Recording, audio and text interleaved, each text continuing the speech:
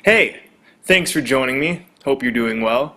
In this flat realm we live in, the black sun is the ancient female origin of all, the womb of creation. The black sun is the oneness that uniformly integrates everything. It's the organic machine of creation in this realm that we call Earth. All patterns, frequencies, colors, modes of consciousness, everything, it's all contained within the divine potential of the black sun. This idea of everything coming from darkness, from a void, it's not new. It's apparent in many creation myths throughout the world.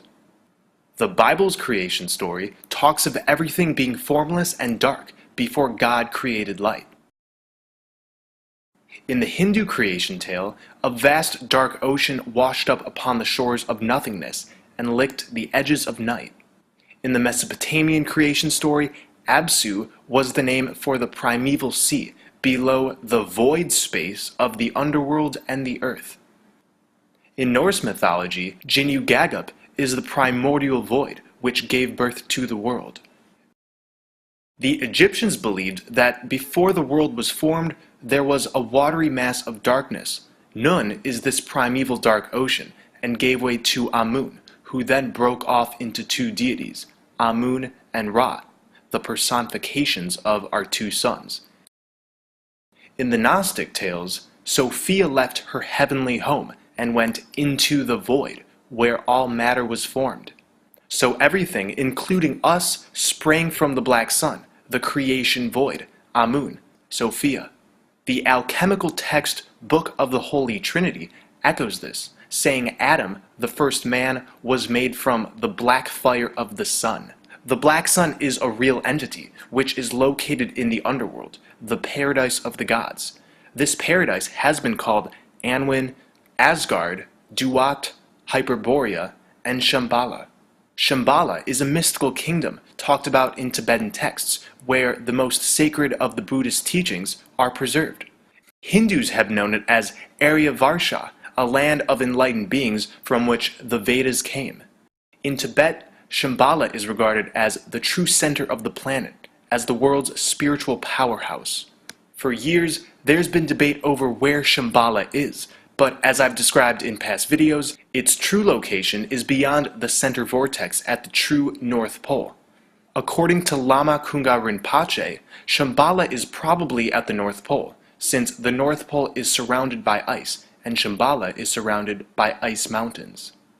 In 1925, the Russian explorer Nicholas Roerich traveled through China and Mongolia to the borders of Tibet, and during a conversation with a lama, he was told, "Great Shambhala is far beyond the ocean. It is the mighty heavenly domain. Only in some places, in the far north, can you discern the resplendent rays of Shambhala." These resplendent rays are referring to the aurora borealis that shoots out of the center opening. Shambhala is the sacred imperishable land that we are gathering for under blood over intent.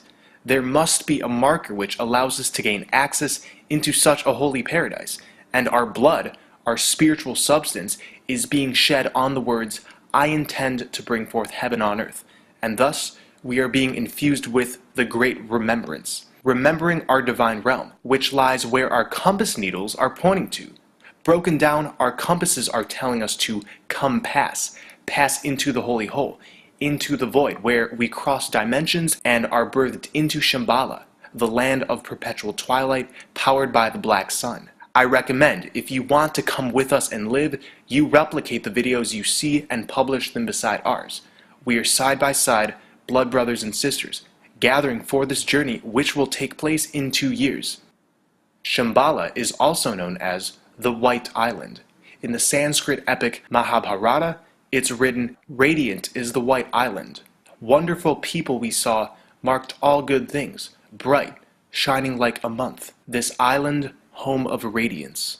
Another name for Shambhala is the Slavic land of Belovedai. In the secret legend of Belovedai, it's written, "The country of Belovedai is not a fable, but reality. In marvelous abode-like structures, there abide gentle, humble, long-suffering, compassionate, merciful, and sagacious, great wise men.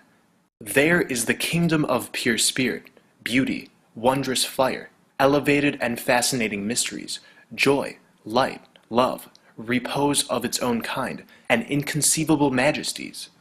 The Aztecs associated the passage of the black sun on its nightly journey through the underworld with the image of a butterfly. This goddess, its papallotl, is known as the obsidian butterfly, who ruled over the underworld paradise known as Tamawanchan. Close up, we can see the black sun symbol on its papallotl's helmet.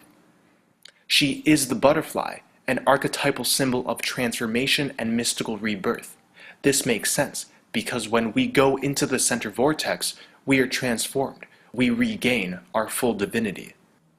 In the video game Wolfenstein, the black sun is located in another dimension. You can see that the entrance into it is a portal emanating an emerald green light, just like the Aurora Borealis.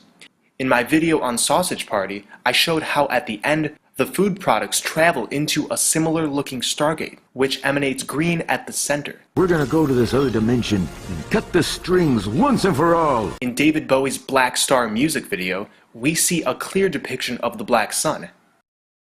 The Plains Indians had the symbol of the black feathered sun, which depicted the universe and the radiated light in all. At the Bank of America Corporate Center, there is artwork showing a hidden black sun. And there's many more. The black sun is all around us.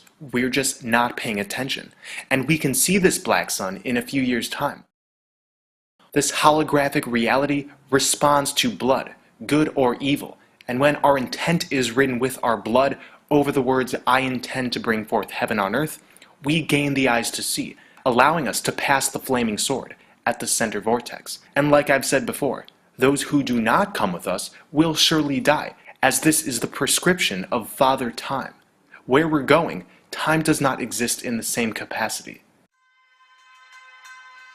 I just want to encourage everybody to do blood over intent because it's real. It is the way out of here. We're on the cosmic side of the cosmic womb, and inside at the North Pole in Hyperborea and Shambhala and Inner Earth, that's the astral side. So we do an interdimensional flip-flop. This is the truth. So, but just remember, we're still attached to the people in there. We're still children of the black hole sun. And everything's going to be okay with our intent and our blood, which is holy and sacred. We're going to do this. I can feel the changes. I get messages all the time. I heard back in September, I heard the words 15, 21, multiple currents. Well, I looked that up. That's the 0 point field. That's the birthing field at the Holy Hole. I just encourage you guys to keep at it, keep positive, love each other, and keep spreading the word about blood over intent, because that is the way to our salvation. They know we're coming, and they love it. This is like a plan that's unfolding. That divine universal plan or something they call it. I don't know, it's a great work or something like this. There's something behind all this reality that people are missing. But you could feel it. Me and Devin are going to pull this off. We're going to pull this off. It's simple. You just don't see it yet until somebody just explains it to you. When you and me go next year, we come back with video, watch everybody fucking flip out. You'll see. Millions of people will throw their blood up beside ours. Until then, let's just keep doing what we're doing. Yeah.